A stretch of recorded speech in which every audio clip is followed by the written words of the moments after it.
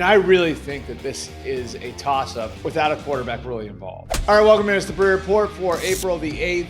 We are going to be zeroing in on the NFL draft here. We are officially turning the page. There are still some loose ends out there in the veteran market, most notably a certain quarterback with a certain event happening in Pittsburgh tomorrow night. Does he announce? Does he not announce? We'll see. I still think it's trending towards him becoming a Pittsburgh Steeler, but we don't have anything official on that. And this is the week when most teams go into their draft meetings, their final set of draft meetings. The pro days are over. There's still some private workouts to come over the next couple of weeks, some 30 visits to come over the next couple of weeks. But really, this is when teams start to game out how they're going to approach the draft. It is just 16 days away. The first round of the draft is. That'll be in Green Bay, Wisconsin. We're going to have you covered pillar to post on all things NFL draft. I love this time of year, one of my favorite times of the year, just from a job standpoint. Love everything that goes into it. And today I thought we'd dive into what's going to happen with the first three picks and how the first three picks are trending towards playing out.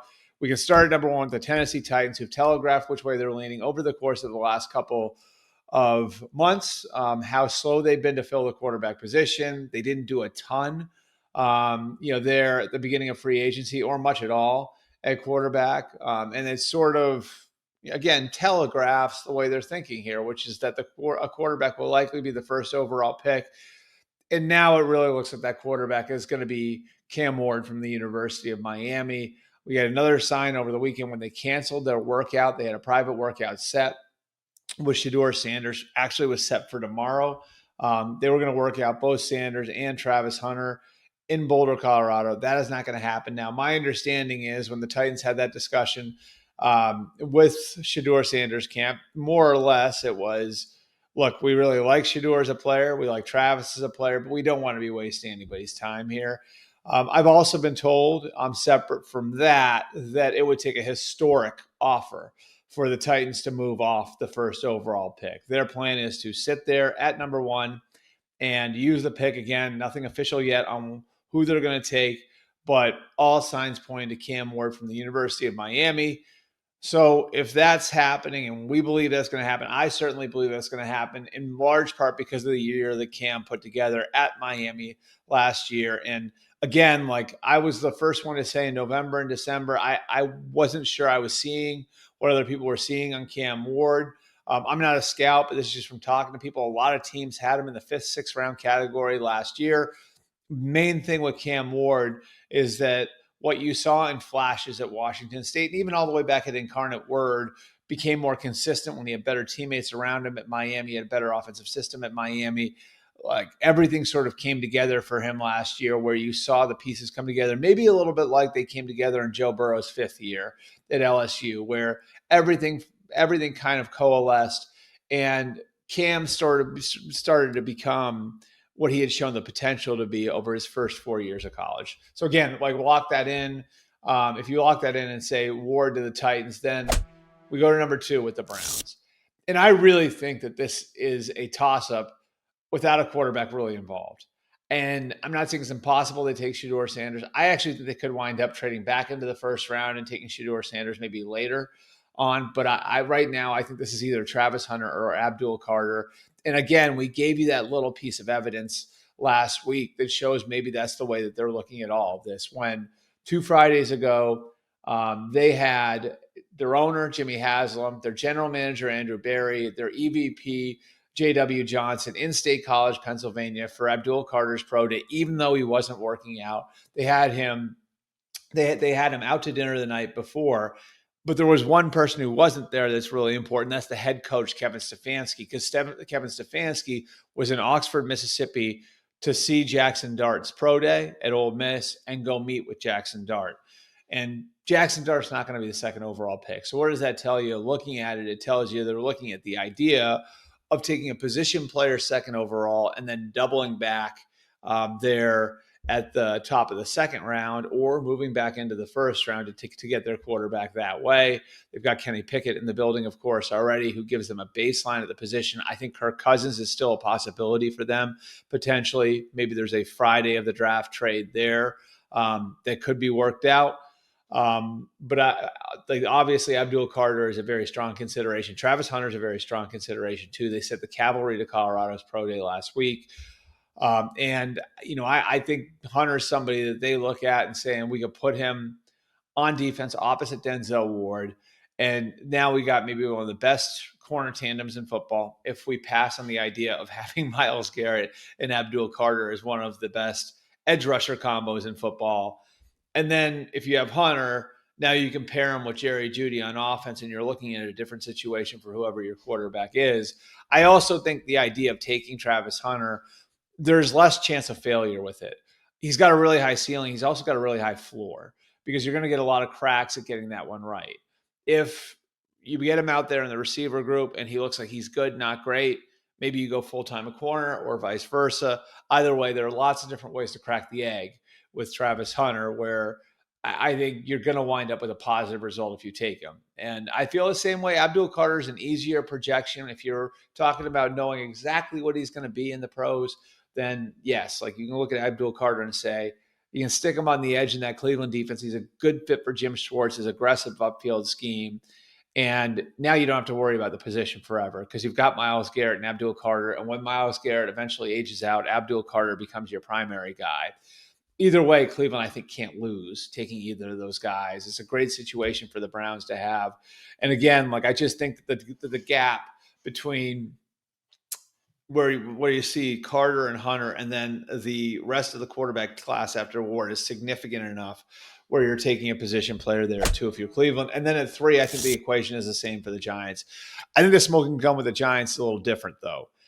I think the smoking gun with the Giants is how they've built their quarterback room, where you look Russell Wilson and Jameis Winston, both there. They both have heavy playtime incentives in their contracts. A lot of not just their futures as football players, but what they're going to be making in 2025 is tied to how much they play. And so to me, that doesn't mean you can't put a young quarterback in that room. I think it is not conducive to a young quarterback playing, though. And so if you're drafting a young quarterback, 3rd overall, if you're Brian Daboll and Joe Schoen and your jobs are on the line, are you really going to use the 3rd overall pick to take a young quarterback and then redshirt him? Or do you look at it again with that model I gave you on Cleveland and say, we're going to take the best player who can help us right now, 3rd overall, and then we're going to turn around and maybe take a quarterback on day 2 that we can develop. I just don't think the way the Giants have set that up is conducive to starting a rookie quarterback. Again, you can put a young quarterback in that room, but it's not the most conducive environment to starting a young quarterback. And so if it's not a quarterback, which way do they go? Well, Hunter would be the cleanest pick for them. Hunter, because they've got questions at corner. They could use another receiver opposite Malik Neighbors. There's a million different ways the Giants could use him. Obviously, having Travis Hunter would enhance whoever you've got at quarterback. If you're the Giants at corner, they got Deonte Banks there. Do they get more out of Deonte Banks as a former first-round pick this year? We'll see. Having Travis Hunter over there with him could push him. I think probably what they would do is they could take Hunter and start him working on defense, spend most of his practice time, his meeting time on the defensive side of the ball, and then moonlight him as a piece with Malik Neighbors and Darius Slayton on offense. I think you get the best of both worlds if you do that. Either way, I think he's sort of an ideal pick for the Giants. If Hunter's gone, if Cleveland decides they're going to take Hunter at 2, Carter's a little bit of a more difficult fit. But from what I understand, they view it as workable. It's a good problem to have. Remember, this is the franchise that once had Osi Umenyiora, Michael Strahan, Justin Tuck, and Matthias Kiwanuka all on the same roster. And they actually drafted Matthias Kiwanuka, if you remember, with those other 3 playing at a very high level. And their feeling was you can't have enough pass rushers. And I think Abdul Carter, if you look at him in a vacuum and what he is in a vacuum, to me, like he was an off-ball linebacker his first 2 years in college. So what Shane Bowen and that defensive staff could do is they could take him and say, on early downs, we're going to use you as kind of this jack of all trades, off-ball linebacker, move you around a bunch, and then have Thibodeaux and Burns on the edges, right? Because again, it's not as clean as it would be for Cleveland, where you just put them opposite Myles Garrett. You've already got Thibodeaux and Burns, who you're heavily invested in. So how do you work this? You use him as an off-ball linebacker and you move him around a bunch on early downs. And then when you get in your nickel packages, how terrifying could it be for an offensive line to have to deal with Brian Burns, Abdul Carter, Kayvon Thibodeau, and Dexter Lawrence in a sort of NASCAR type package. Again, it's not perfect, but I think it's very workable if you believe Abdul Carter is as special as I think most people believe he is. So I think in some order, again, you're going to get Hunter and Carter as the second and third picks, with Ward going number 1 overall. And then that leaves two questions. Number one, how far does Shedeur Sanders fall? I think the Saints would be in that mix. I think if he falls past the Saints at 9, you could be looking at a longer drop for him.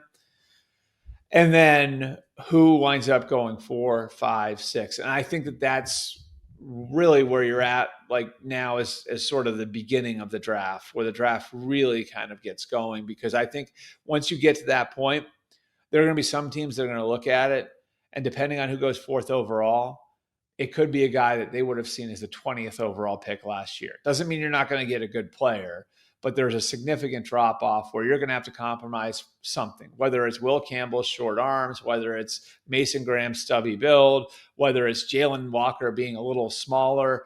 One way or the other, you're going to have to compromise something at a point in the draft where generally you're looking for prototypes. So who's going to be in that mix? It's a long list of guys. Again, I think we could be talking about 15 guys that teams could have very similar grades on. Among them, the offensive tackles are Armand Membu, Will Campbell. At receiver, you've got Ted McMillan, you've got Matthew Golden. At running back, obviously Ashton Genty. Some people have Marion Walker in that range. Mason Graham mentioned him from Michigan as a defensive tackle. The edge guys, Jalen Walker and Mikael Williams, maybe Shamar Stewart, the two Georgia guys, and then Shamar Stewart from Texas A&M. If you're looking at corner, Will Johnson from Michigan. I think Jedi Barron, somebody who's sort of creeping into that category. Nick Emanwari and Malachi Starks at safety. Those guys from South Carolina, just kind of tank of a safety from South Carolina, and a guy in Starks who played at a very early age at Georgia. I believe he started early on in his true freshman season. So you've got a ton of names out there. You could even throw like a Tyler Booker from Alabama. You're talking about like 15 guys who are going to have very similar grades. And I think it adds this dynamic to the draft where the quality of the first round isn't as good as it was last year, not even close, but it's going to add a lot of drama to the first night of the draft.